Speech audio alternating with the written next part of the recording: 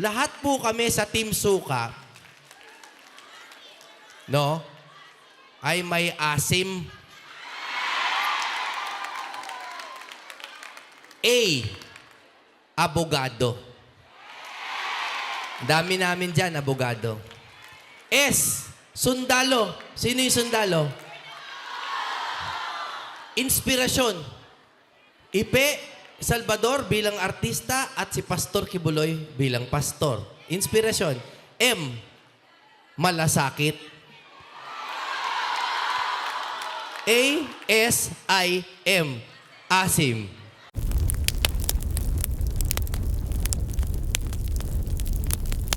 Dito naman tayo sa PDP Laban Senatorial Candidates!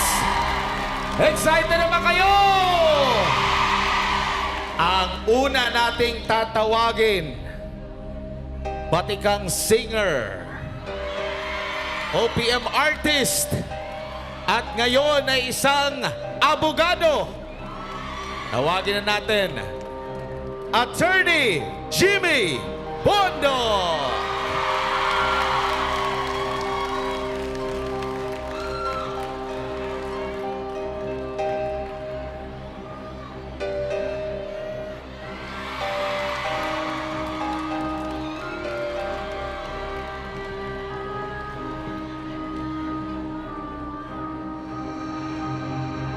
Attorney, ang gwapo mo pala sa personal. Bakit sa TV hindi? Sabi ko, baka sira ang TV nyo. Sabi po sa John 8:32, the truth shall set you free. Tama? Bakit po kaya yung mga nagsasabi ng totoo ngayon ang siyang kinukulong? Nagsinungaling po kaya ang banal na sulat? Bakit po kaya yung mga nagsasabi ng totoo ng mga vlogger kinukulong? Bakit po kaya si PRRT na sinabi niya ang katotohanan tungkol sa totoong katayuan ng Pilipinas nakukulong? The truth hurts. Kasi po, hindi naman po sinabi ng Biblia na the truth shall set you free agad-agad. The challenge, I think, sa akin pong mga kapatid, ang challenge po ay ang ipaglaban natin ang katotohanan. Ano po ba ang katotohanan? Number 1, 32 million po ang bumoto kay BP Sara. Yun po ay totoo. Ano po ba ang katotohanan? Na si PRRD ang pinakamagaling na presidente ng Pilipinas. Yan ang totoo. Alam niyo po, sabi nila, wag daw gawing political yung mga sinasabi ngayon. Dahil ito ay worship. Ang sabi ko naman po, salamat na hindi dapat political. Dahil sa totoo po, ang paniniwala ko, ang dahilan ko sa pagtakbo ay nakaugat po sa panalangin. Hindi po sa politika. Lahat po kami sa Team Suka, no, ay may asim. A, abogado. Dami namin dyan, abogado. S, sundalo. Sino yung sundalo? Inspirasyon. Ipe Salvador bilang artista at si Pastor Kibuloy bilang pastor. Inspirasyon. M, malasakit. A-S-I-M, asim. Hindi ko po hahabaan ito dahil ako po, bagamat naging abogado, alam ko gusto nyong kumanta na lang ako. Tama po ang sinabi ni Vice President Sara na aking mahal na mahal.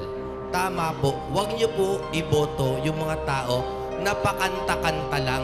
Tama po yun. Tama po yun. Pero pwede niyo pong iboto, yung mga taong kumakanta pero nag-abogado.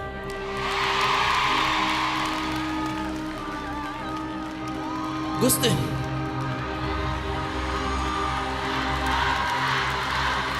Sige po. Alam niyo po, ang buong buhay ko po, bago ako kumanta, ang buong buhay ko po ay audition. Nung grade 6 po ako, wala po akong kilala sa showbiz. Hindi po ako showbiz royalty. Ako po mag-isa. Ang pangalang Bondok, hindi po ako kapamilya ng mga sikat na Bondok. Kami po ay burol lang. Nung grade 6 ako, nagkaroon ng audition. Sabi ko, kaya ko kayang pumasa dyan. Wala naman akong kilala. Pagka-audition ko, naging lead role kaagad ako dun sa entablado.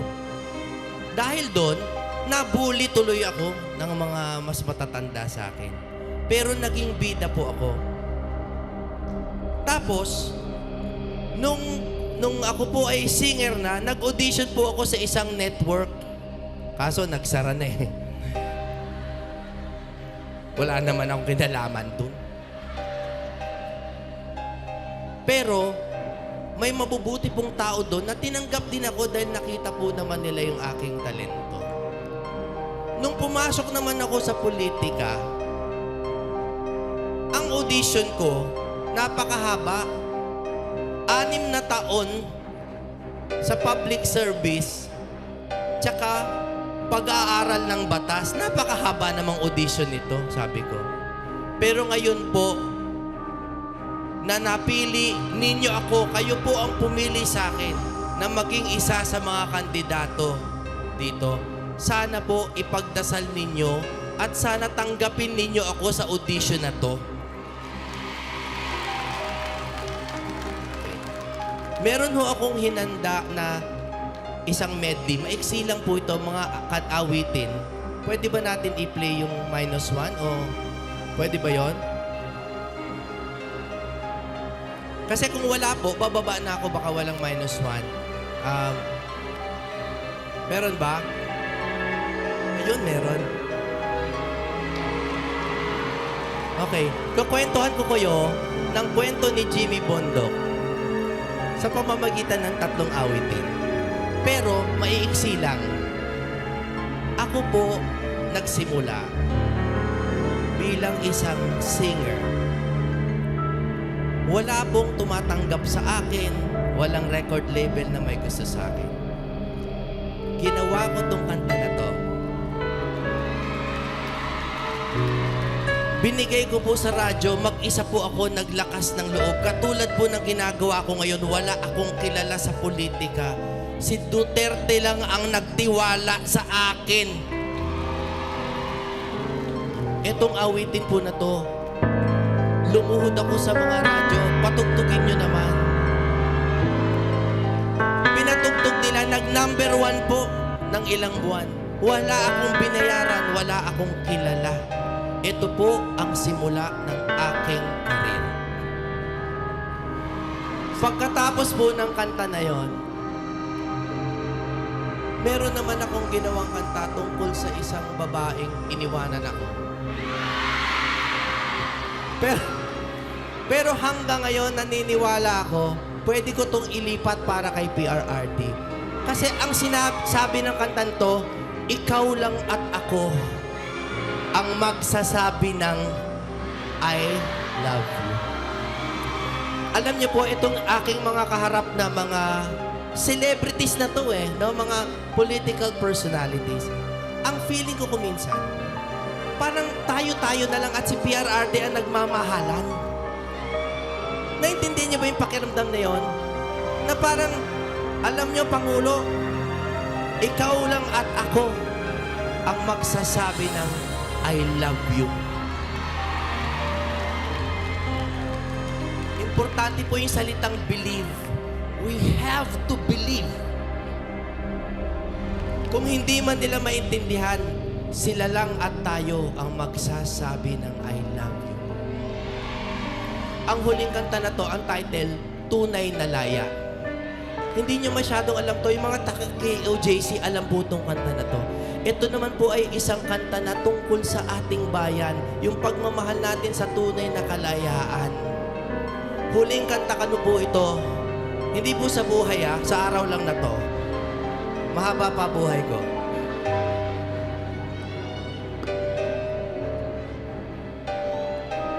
Pilipinas, kailan ka ba lalaya?